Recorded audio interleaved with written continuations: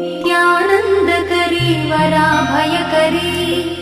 सौन्दर्यरत्नाकरी निर्धूताखिल पापनाशनकरी प्रत्यक्ष माहेश्वरी प्राणेयाचलवंशपावनकरी काशीपुराधीश्वरी भिक्षां देहि कृपावलम्बनकरी मातान्नपूर्णेश्वरी